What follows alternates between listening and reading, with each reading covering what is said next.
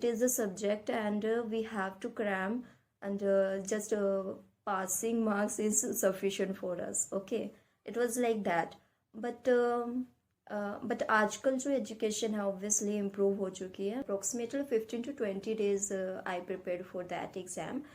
And जो हम करते हैं while preparing this exam, that is understanding the pattern of modules. Okay, we already know that it has approximately 15 to 20 days I prepared for that exam. And hi everyone, welcome back to my channel. And आज की जो video मैं बनाने जा रही हूँ वो बहुत मतलब एक एजुकेशनल वीडियो होगी. सो आई होप आप लोगों को बहुत पसंद आएगी.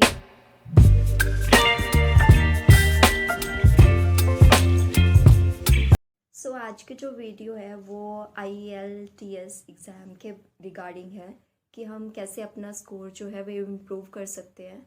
And from my personal experience I can say that it is very easy to achieve if we know the exact strategy and tips and tricks. So that's what I'm gonna share with you. Without further delay, let's get started. Okay, so जो मेरा IELTS का experience था वो था कि मैंने अपनी आप ही सेल्फ स्टडी से प्रिपेयर किया था. And approximately 15 to 20 days I prepared for that exam. And I scored 8 band. That's what I told you that it is not a big task to achieve, and you can also do this.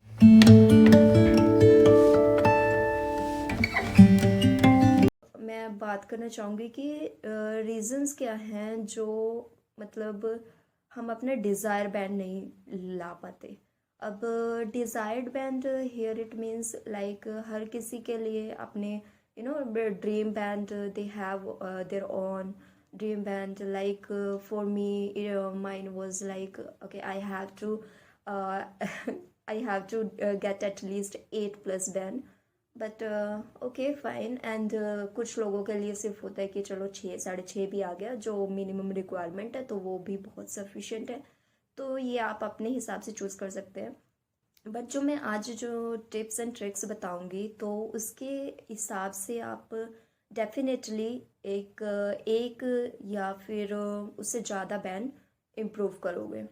So let's talk about the reasons of not getting the desired band. So first जो reason है वो है बहुत ही basic है कि हम जो mostly Indians हैं वो लाइक उनकी स्कूलिंग इस हिसाब से नहीं होती.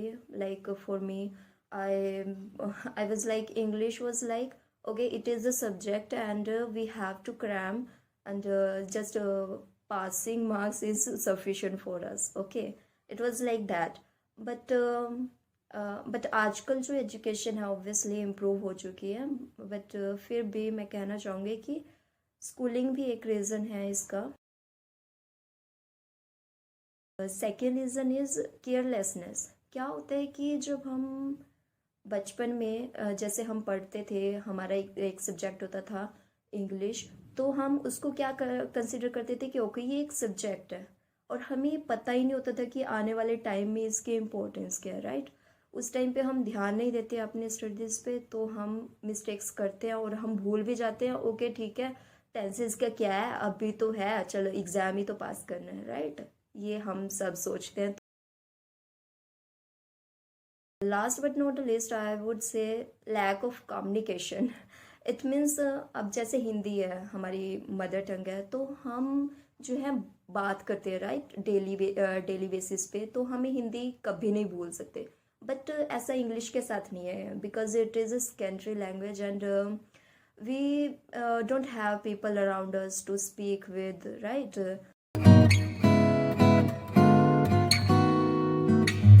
गाइस अब हम बात करेंगे कि हम अपने बैंड स्कोर को इम्प्रूव कैसे कर सकते हैं. सो फर्स्ट मिस्टेक जो हम करते हैं while preparing this exam, that is understanding the pattern of modules. Okay, we already know that it has 4 pattern, 4 modules. but क्या होता है कि हम बिना कुछ जाने समझे कि हाँ आईलेट्स एग्ज़ाम है क्या और इसके लिए इसमें कितने मॉड्यूल्स है और किस टाइप के क्वेश्चन है. Right, there are different types of questions in every module, each and every module, which is listening, reading, writing and speaking, right? So हमें जो है वो पैटर्न समझना होगा, तभी तो हम तैयारी कर पाएंगे ना।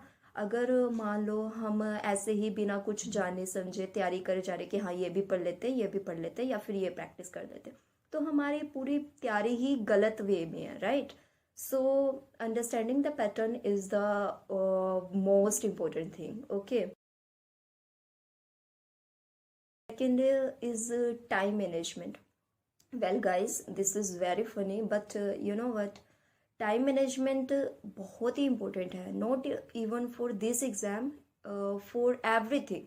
Okay, for every plan you make in your life, whatever you are doing, you should always plan ahead.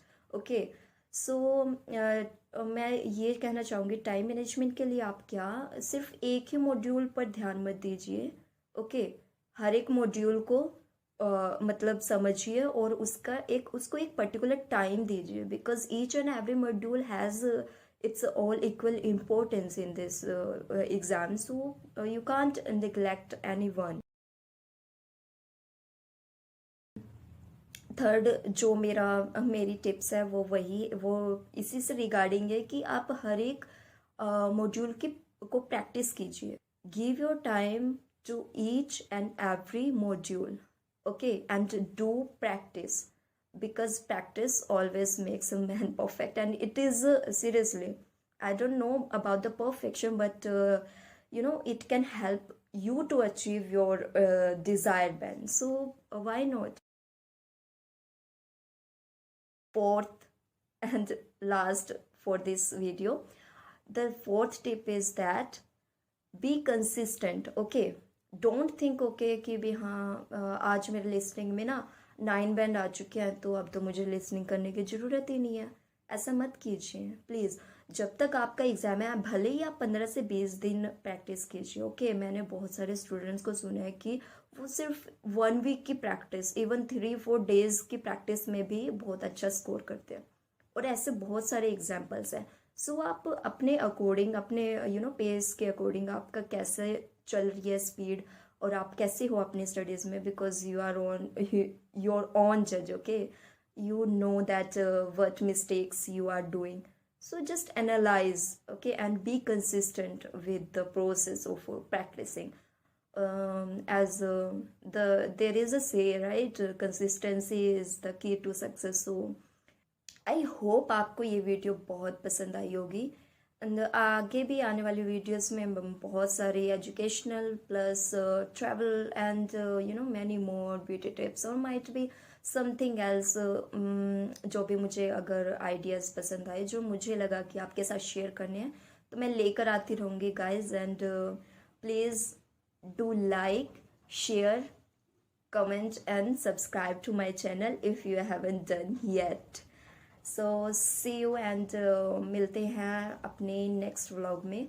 So that's all for today and bye bye.